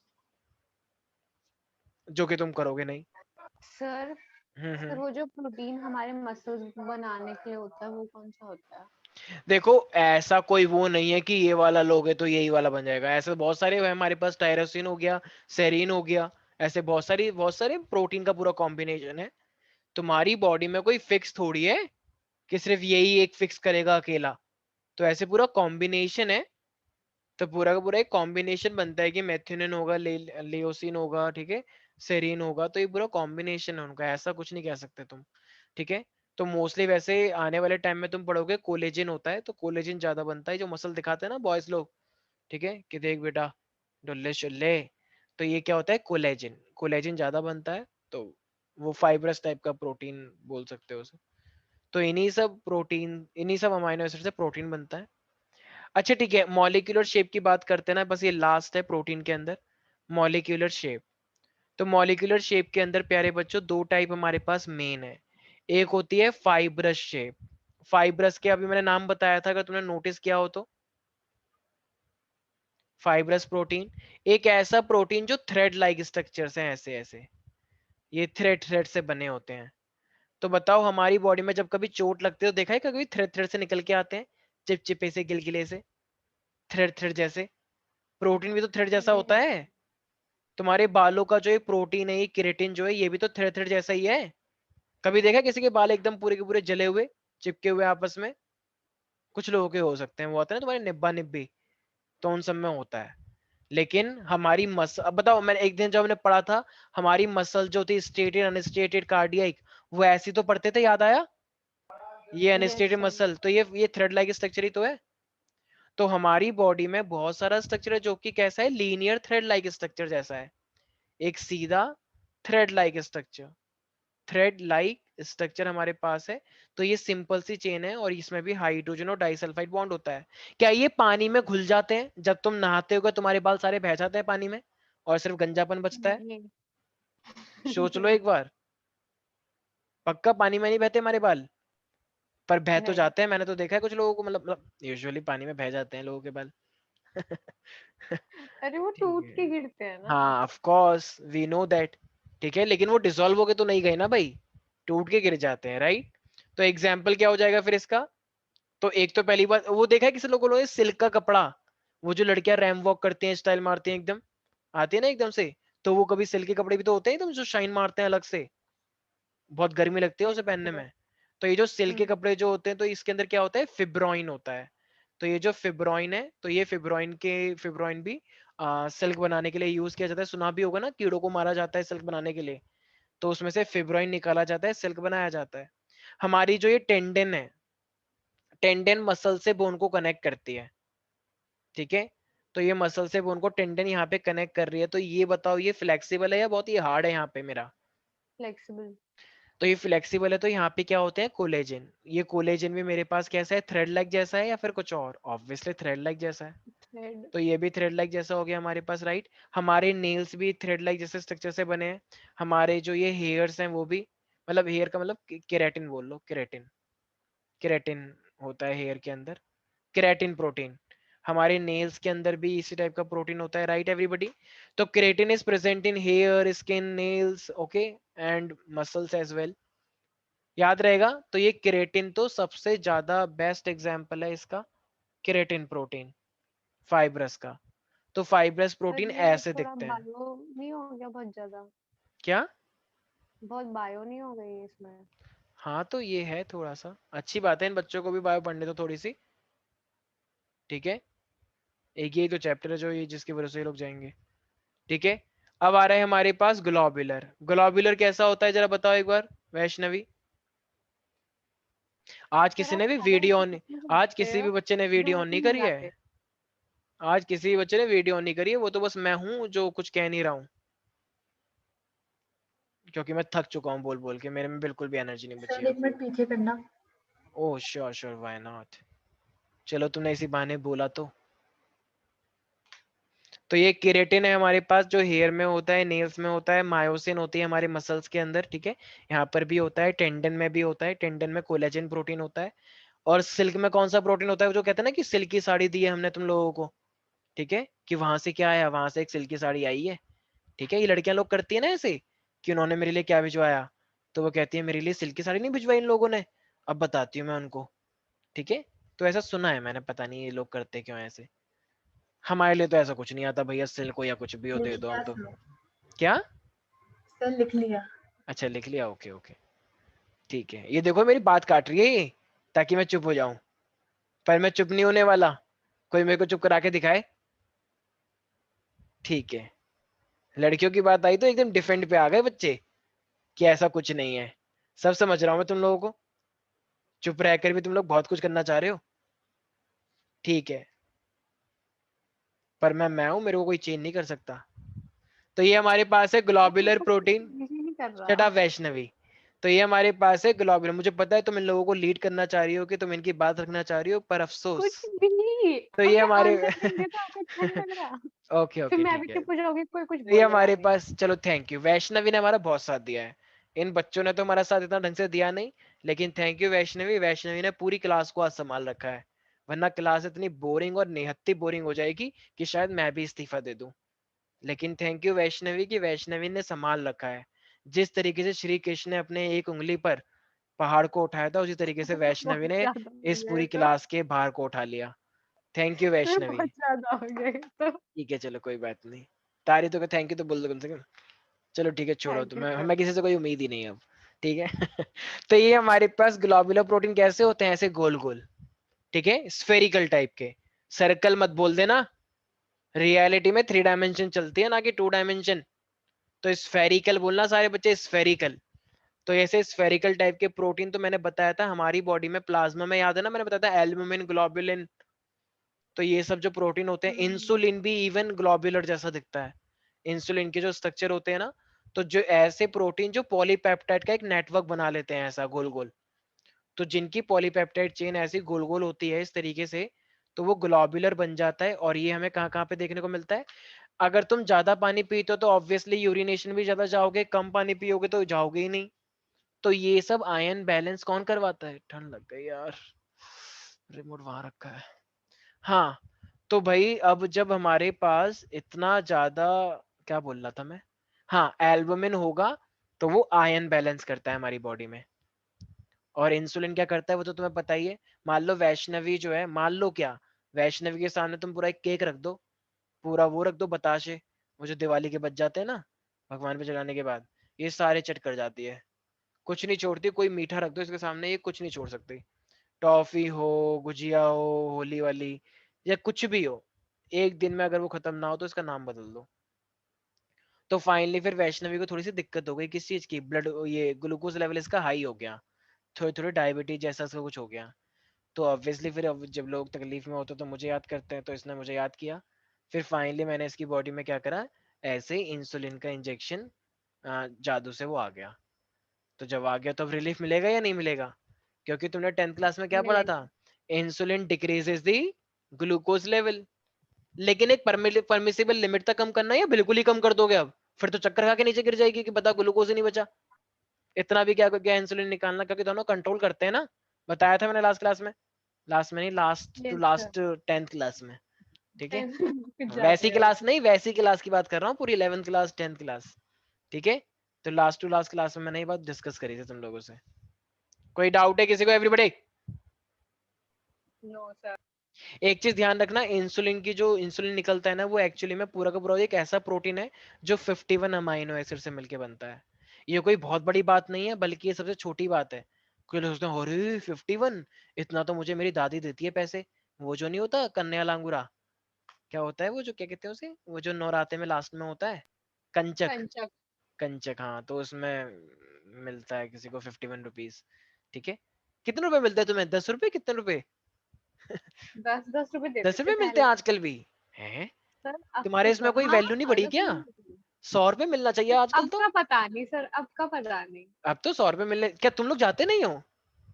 sir नहीं सर, क्यों? छोटे छोटे बच्चे जाते हैं, छोटे बच्चे नहीं, जाते हैं। मैंने तो बहुत जगह पे बड़े बड़े बच्चे भी जाते हुए देखे, पर आज तक को तो फायदा हो गया, आज से तो जाती होगी क्या बड़ा क्या छोटा, ठीक है गुस्सा हो गई होगी, लेकिन कोई बात नहीं, अब भाई जो रियलिटी है उसमें क्या बोलने में शर्माना, लेकिन फायदा तो है देखो। मुझे लगता है आज तक इतना कमा लेती होगी, इतना कोई कंप्यूटर साइंस में कोई कंपनी नहीं कमा सकती, सच बता रहा हूँ मैं। ये सोसाइटी में तो तो कुछ बहुत ज्यादा ही हो गया।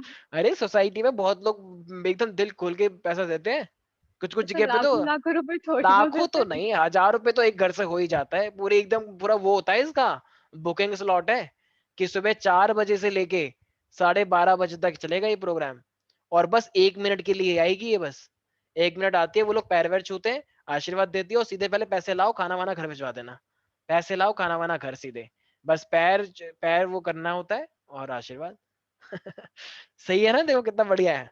बाकी देखो तुम लोग बुरा मान रहे हो तो आई एम रियली सॉरी, लेकिन मैं तो बस बता रहा हूँ कि ऐसा भी हो सकता है। भाई आशीर्वाद का अगर है तो ठीक है, तो चलो ठीक है कोई बात नहीं, तुम लोगों को ज्यादा बुरा लग रहा है तो इट्स फाइन। तो ये हमारे पास इंसुलिन हो गया और ये एल्बुमिन हो गया, फाइन। किसी को कोई डाउट तो नहीं है everybody? No sir.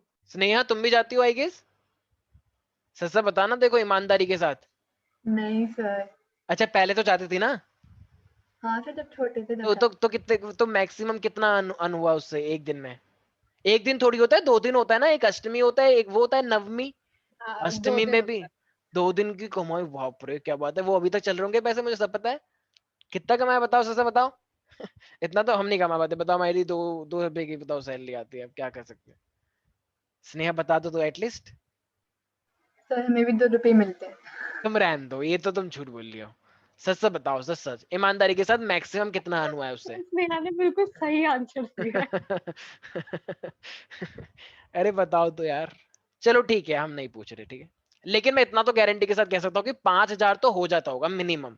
Minimum 5,000। Sir कुछ भी, सर उस टाइम में 10-10 रुपए मिलते थे यार एक घर सोसाइटी से। में तो यार ज्यादा मिलता है यार, मुझे इतना पता है। कुछ लोग 500-500 भी हाँ देते हैं। सोसाइटी में। अच्छा, एक हर एक बच्चे को 500-500 रुपए देते हैं। हाँ भाई देते हैं भाई, तुम्हें क्या पता। देते हैं, हमारे आप प्रीत विहार देते में तो होगे। देते थे। हम तो मतलब 50-51 ऐसा तो दे ही देते हैं, लेकिन हमारे प्रीत विहार में तो यार खूब देते थे यार लोग यार। 500 रुपए भी दे देते हैं यार आराम से। और तुम्हारे पैर भी छूते हैं वो, एकदम बिल्कुल एकदम इतने थाली वाली देंगे, एकदम बढ़िया से, एकदम चांदी की टाइप की।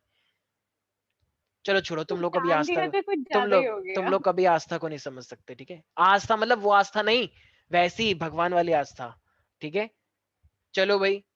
अब ये हो गया हमारे पास। अच्छा टॉपिक यहाँ पे ब्रेक ले ले क्या? टॉपिक कंटिन्यू होगा अभी। सर 6 बजे तो वैसे भी क्लास खत्म हो जाती है, तो नहीं आज हम ब्रेक की एक्सटेंड कर रहे हैं, जरूरत हम था। लेट आए ना आज हम। तो माइका तुम हो यहाँ पे? माइका, तुम सो गई हो ना मेरी बात सुन सुन के? ये 2-3 बच्चों की घराटों की आवाज आ रही है मुझे। संकल्प, Shaurya, mica, yes Anvesha, sir. Aditi, तुम हो यहाँ पे? Yes sir. Yes sir. बताना अभी हम क्या टॉपिक चल रहा था हमारा, ये रिसेंटली जस्ट अभी क्या टॉपिक चल रहा था?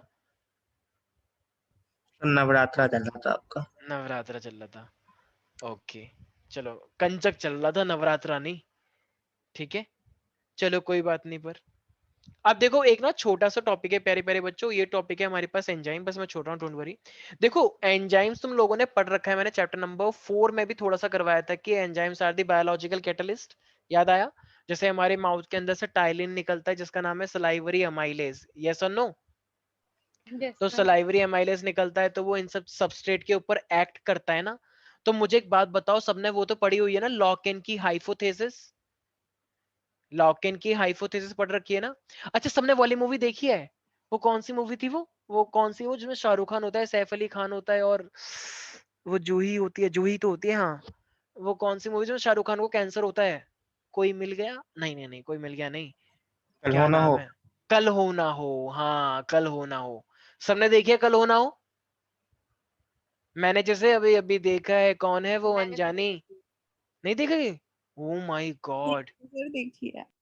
जिसने नहीं देखी ना, बहुत शर्म की बात है। तुम लोग तो इस दुनिया में मतलब यकीन नहीं हो रहा तुम लोग कैसे रह रहे हो, अगर तुमने कल होना हो नहीं देखी तो। I am really sorry. मैं तो शर्मिंदा के मारे आंखें नीचे कर लेता हूँ, क्योंकि तुम लोगों ने अगर वो नहीं देखी तो तुम लोगों ने कुछ नहीं देखा फिर। ठीक है। तुम लोग बस बीटीएस के फैन बन के रह जाओगे। तुम लोग कोई रियलिटी से तुमको मतलब ही नहीं है, बस बीटीएस के तरह डांस करते रहो, गोल गोल घूमते रहो, और कुछ नहीं। मतलब मैं मजाक नहीं उड़ा रहा हूँ बीटीएस से, बीटीएस बहुत अच्छा है, लेकिन हाँ इंडियन चीजें भी देख सर लो। मूवी देखी है सर, ऐसा कुछ नहीं है कि सिर्फ वही देखते हैं, ऐसा हाँ ये कुछ भी नहीं है। देखा, थोड़ी देर पहले मैंने बोला mica, mica can you here? नहीं नहीं, तो मैं इसने नहीं चाय बोला। बनाने गई थी, घर पे कोई अच्छा है अच्छा। नहीं, मैं गई होंगी, मैंने सुना नहीं था। अच्छा अच्छा, चाय बनाने चली गई। बाबा जी के लिए। अच्छा अच्छा, ओके ओके। कोई है नहीं है घर पे, ठीक तो है। मुझे ही बनानी। ओके। तो ये हमारे पास enzymes are the biological catalyst, ठीक है। ये हमारी बॉडी में बहुत सारी रिएक्शंस करवाता है। अब ये रिएक्शंस कैसे करवाता है, देखो जैसे हमारी बॉडी का ये क्या है, एक ना सबस्ट्रेट है इस तरीके से। अब अगर ये हमारी बॉडी का एक सबस्ट्रेट है जिसके ऊपर एंजाइम को एक्ट करना है, तो अब ना मेरे पास मान लो 2 एंजाइम है प्यारे बच्चों। एक एंजाइम ऐसा है और एक एंजाइम ऐसा है। तो जरा बताना कौन सा वाला एंजाइम इस सबस्ट्रेट के ऊपर फिट हो जाएगा? पहला वाला। पहला वाला। हेलो।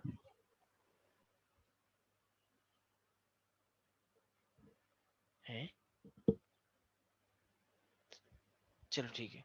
तो ये हमारे पास क्या है, तो ये पहला वाला इस पे फिट हो जाएगा क्योंकि ये आएगा इसके ऊपर ऐसे फिट हो जाएगा। तो ये फिर इसके अंदर क्या करेगा, एक चेंज लाएगा और फाइनली प्रोडक्ट हो जाएगा, राइट। अरे तुम लोग वो कैसे ऐसे हो कुछ यार, 11th में पढ़ाया था ना। एक सेकंड हाँ 11 में भी था। तुम लोगों को मैंने बोला कल हो ना हो, और तुमने यही नहीं पूछा मैं वो डिस्कशन क्यों लेकर आया। मुझे एक बात बताओ, उसमें जो शाहरुख खान का रोल था, पहले उन लोगों के घर में कितनी नेगेटिविटी थी, जैसे ही शाहरुख खान आया एकदम पॉजिटिविटी आ गई, और उसने 2 लोगों को मिला दिया अपने अपनी वजह से, अपना यूज करवा के उसने 2 लोगों को मिलाया। तो बताओ उसमें शाहरुख खान अपने आप में एक तरह से एंजाइम या फिर कैटलिस्ट वाला काम कर रहा था या नहीं कर रहा था? कर रहा था। कर रहा था, बिल्कुल कर रहा था। तो ये हमारे पास ए है मान लो, और ये बी है, ठीक है। तो ये पहला इंसान है, वो दूसरा इंसान है। लेकिन अब यहाँ पे क्या आया, यहाँ पे आया अब ये कैटलिस्ट। तो ये कैटलिस्ट का सरफेस है। तो ये कैटलिस्ट आता है, तो ये कैटलिस्ट क्या करता है, ए और बी को मिला देता है। तो ये पहले ए से दोस्ती करेगा, फिर ये बी से दोस्ती करेगा, और ये इन दोनों को इस तरीके से मिलाएगा। क्या ये अपने आप को इन्वॉल्व करेगा बहुत ज्यादा इन दोनों के साथ? बीच में करेगा, लेकिन क्या लास्ट में भी इनके साथ रहेगा? क्या शाहरुख खान लास्ट तक भी उनके नहीं। साथ था? निकल लिया था ना वो तो बस खुशियां बांटने आया था, एंजल था ना वो तो।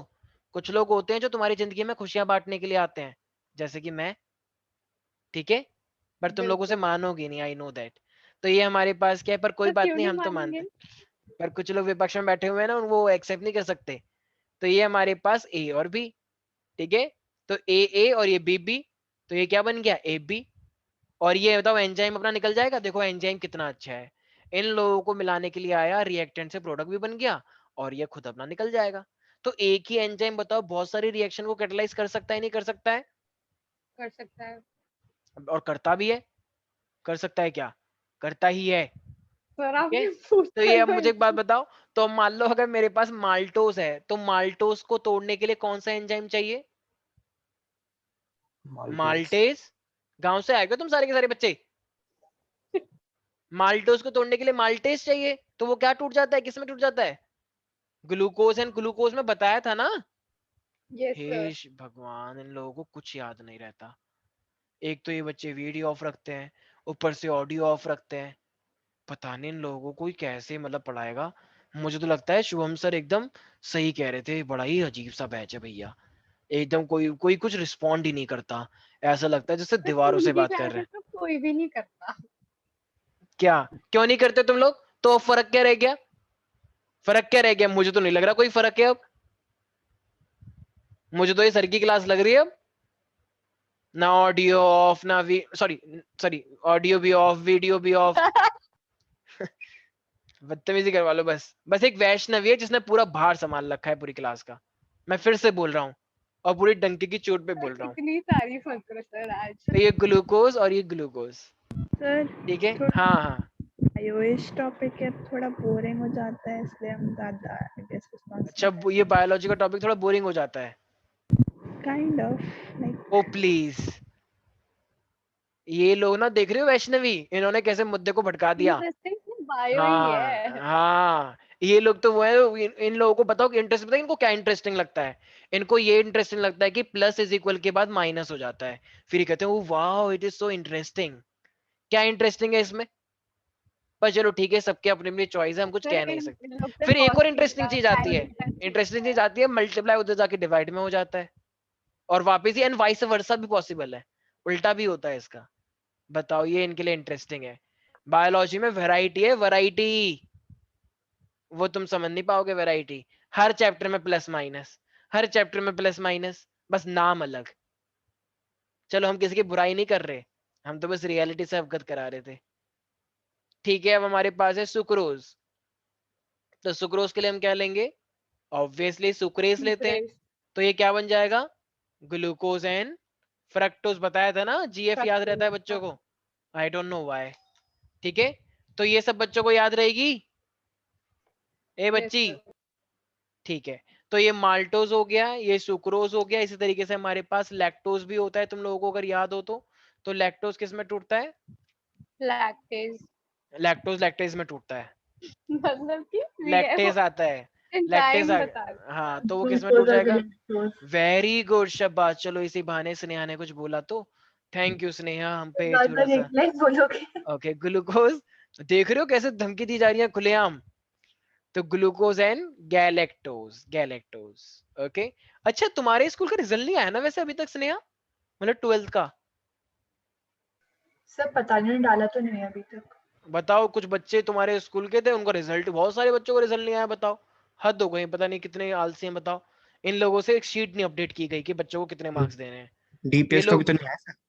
हाँ बहुत सारे लोग से नहीं आया।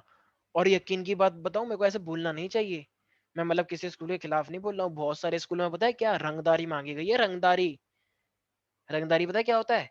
ये क्या होता है? हाँ, रंग, वो गाना यस नहीं है सर। ओ रंगदारी रंगदारी, चलो तुम लोगों ने नहीं सुना होगा। रंगदारी का मतलब होता है amount 50,000 rupees for the marks. If you give me the 50,000 rupees, I will give you the 95% marks. And if you are not giving me 50,000, I will give you only 70. Name, कितनी name, गलत बात है। नाम। तो नाम नहीं पता कैसे कुछ, ठीक है, ठीक है, ठीक है, मैं क्लास चली बाद में आता हूँ। हाँ भाई, पढ़ना लिखना तो है नहीं तुम लोगों को, समझ नहीं आ रहा क्या लिखा हुआ है इधर ये? तो अरे माल्टोज, गैलेक्टोज एंड क्या हो रही सुक्रेज, है? Right everybody? ठीक है। तो ये, अरे आस्था आजकल बहुत दिनों से शांत नहीं है कुछ, मतलब पता नहीं, मुझे ऐसा फील हुआ, बाकी पता नहीं। तुम्हें नहीं लग रहा वैष्णवी? हाँ सर, मुझे तो बहुत ज्यादा लग रहा है। ऐसा क्या हुआ है? मुझे नहीं पता। बताओ, नाराज होना आप चाहिए लोग था की कोई मुझे, बात। नाराज होना चाहिए था मुझे, और यहाँ पे लोग उल्टा खुद ही नाराज हो जाते हैं। बहुत ही अच्छी बात है ये तो। ठीक है चलो कोई बात नहीं, हमने तो बहुत बच्चे देखे हैं, तो ठीक है ये भी एक टाइप के भी बच्चे हमें आ गया, कोई बात नहीं, चलो हमें बच्चों से बहुत कुछ सीखने को मिलता है। वैरायटी हमें बहुत पसंद है बच्चों की, क्योंकि वैरायटी का कोई काउंट ही नहीं है, इतना काउंट आ गया पूछो ही मत। कई बार लगता है मुझे मोटिवेशन ना हो जाए, क्यों, इतनी सारी वैरायटी देख चुका हूं मैं कि मेरे अंदर खुद ही वैरायटी ना आ जाए। पर चलो ये सब तुम्हें समझ नहीं आएगा। तो एंजाइम्स के बारे में किसी को भी कोई डाउट है एवरीबॉडी? अन्वेषा? सर बस एंजाइम में इतना ही था। हाँ एंजाइम में बस इतना ही था, ठीक है। तो ये हमारे, देखो तुम्हारे सिलेबस में एक विटामिन था, लेकिन विटामिन को काट दिया गया है, ठीक है। तुम लोगों को पता होगा ना विटामिन जो होते हैं, जैसे ए डी ई के, ए डी ई के जो होता है ये फैट सोल्यूबल होते हैं, इसके अलावा जितने भी है वो फैट सोल्यूबल नहीं होते। तो ये फैट सोल्यूबल विटामिन होते हैं, बाकी इसके अलावा जितने भी है वो फैट इनसोल्यूबल है। तो ये हमारे पास दो टाइप के विटामिन होते हैं, लेकिन विटामिन का पोर्शन तुम्हारा कट चुका है, वो आएगा नहीं अब, तो इसे कराने का कोई मतलब नहीं है, ठीक है ना। तो विटामिन होते हैं, तो तुम एक बात पूछता हूँ, विटामिन डी की वजह से क्या होता है, आएगा नहीं है बोर्ड में, लेकिन just for the curiosity, vitamin D की वजह से क्या हो जाता है जरा बताओ एक बार। कभी नाम सुना है रिकेट्स? जो जिन लोगों की पैर हड्डी, टेढ़े हो जाते हैं। हाँ जिन लोगों की हड्डियां बहुत कमजोर सी हो जाती हैं, पतली पतली हड्डियां हो जाती हैं, रिकेट्स। इन लोगों ने तो नाम ही नहीं सुने डिजीज के, मैं क्या बोलूं हाँ इन सर, लोगों पता है। से। सुना है। रिकेट्स तो सुना होगा यार। नहीं सर। तो विटामिन डी, सो लोग कहते हैं चलो चलो विटामिन डी लेने चलते हैं, चलो चलो सनलाइट के सामने खड़े हो जाएंगे, ठीक है, ओके। इसी तरीके से विटामिन ए सुना होगा। विटामिन ए अगर तुमको नहीं मिलता है, तुम्हारी आंखों में कमजोरियां सी आती है, तुम्हें दिखना बंद हो जाता है, उसे हम बोलते हैं ज़ेरोफ्थेल्मिया। और कुछ लोगों को नाइट ब्लाइंडनेस भी हो जाता है, रात को दिखता ही नहीं है। तो उसके लिए क्या खाना चाहिए, कैरेट, जितने ज्यादा गाजर खाओ, गाजर खाओ, मिल्क खाओ, बटर खाओ, फिश लिवर ऑयल आता है वो खाओ। तो ये ज़ेरोफ्थेल्मिया से बचने का इलाज है। ऐसी विटामिन ई होता है, तो अगर विटामिन ई होगा तो क्या हो जाएगा तुम्हारी बॉडी में ना, आरबीसी जो है ना, मतलब वो काफी ज्यादा हो जाएंगे, लेकिन जो मसल है वो काफी वीक हो जाती हैं। तो मसल डैमेज हो जाता है। मसल काफी डैमेज हो जाते हैं, तो उसके लिए ऑब्वियसली ऑयल से मालिश करते हैं ना, ताकि मसल स्ट्रांग बने। हम मालिश की जाती है ताकि मसल काफी स्ट्रांग हो जाए, राइट। और एक लास्ट में विटामिन के, एडीई के की बात चली थी ना, फैट सोल्यूबल, तो एडीई के, तो के का मतलब क्या है, जैसे मान लो कभी कभी मान लो मेरे यहाँ से खून निकल गया, कि इस एक बूंद खून की कीमत तुम क्या जानोगे आईएलसी के बच्चों, ठीक है। तो ये एक बूंद जो खून निकल तो गया, लेकिन क्या है, अब मान लो अगर क्लॉट ही नहीं हुआ, खून निकलता जा रहा है कंटिन्यूअसली, तो सर वो हीमोफिलिक नहीं हो गया फिर? हेमोफीलिया हो जाएगा, वेरी गुड शाबाश। तो इस टाइप की अगर मान लो अगर क्लॉटिंग ही बंद हो गई है, तो इसका मतलब विटामिन के में कुछ दिक्कत है। अगर तुम्हारी बॉडी में विटामिन के नहीं है, अगर तुम ग्रीन वेजिटेबल्स नहीं खाते हो, तो वो क्लॉट भी नहीं होगा फिर। इसलिए बोला जाता है ग्रीन वेजिटेबल्स आप खूब भर भर के खाएं, ठीक है। अरे तुम लोगों को बात समझ में आ रही है? Yes sir. और विटामिन सी के लिए तो आप जानते ही हैं, ये जो कोरोना हुआ था उसमें लोगों ने खूब विटामिन सी खाया है, इतना खाया कि पूछो ही मत कितना खाया। ऑरेंज खाया सब लोगों ने, lemon water. Yes sir. Vitamin C खाने से क्या होता है, इम्यून काफी एक्टिव हो जाता है, ठीक है, और वो एंटीबॉडी भी ज्यादा बनाता है, ठीक है। अगर विटामिन सी नहीं है तो स्कर्वी हो जाता है, देखे ना, गम्स खराब हो जाते हैं, स्मेल सी आती है, फूल जाते हैं, स्वेलिंग हो जाती है गम्स में, यस सर। ठीक है। तो ऐसे गंदी सी सिचुएशन हो जाती है, वो खाने का भी कुछ मन नहीं करता और फंसने भी लग जाती हैं चीजें, तो वो स्कर्वी कहलाता है। बहुत ही वियर्ड सिचुएशन होती है, तो उससे बचने के लिए हमें विटामिन सी की टैबलेट्स लेनी चाहिए। बच्चों को क्या ही टैबलेट, इससे अच्छा फ्रूट ही खा लो यार, क्या टैबलेट खा रहे हो, ठीक है। तो ऑरेंज खाओ, मौसमी खाओ। तो ये विटामिन का पोर्शन है जो कि सिलेबस में नहीं है, तो अब तुम्हारे पास सिर्फ और सिर्फ छोटा सा टॉपिक बचा है जिसे हम नेक्स्ट क्लास में खत्म कर देंगे बहुत जल्द। और नेक्स्ट क्लास में हम बायो के क्वेश्चन भी लेंगे, ठीक है। मतलब पूरा ये बायोमोलिक्यूल तुम्हारा ये नेक्स्ट क्लास में चैप्टर खत्म हो जाएगा। सिर्फ डीएनए और आरएनए बचा है जो कि न्यूक्लिक एसिड में आता है, बाकी इसके अंदर कुछ नहीं है, ठीक है भाई। हाँ जी, हाँ जी। सर मैं कल केमिस्ट्री का टेस्ट है तो उसमें पी ब्लॉक आ रहा है, तो उसके नोट सर अब भेज दीजिएगा। ओ मैं तो भूल ही गया यार, एक दिन तुमने मांगा था मेरे से। ठीक है ठीक है, मैं अभी भेजता हूँ, ठीक है। ओके, आज के लिए इतना ही करते हैं, बाकी मिलते हैं नेक्स्ट क्लास में। Bye bye, take care, see you. Thank you sir. Thank you sir.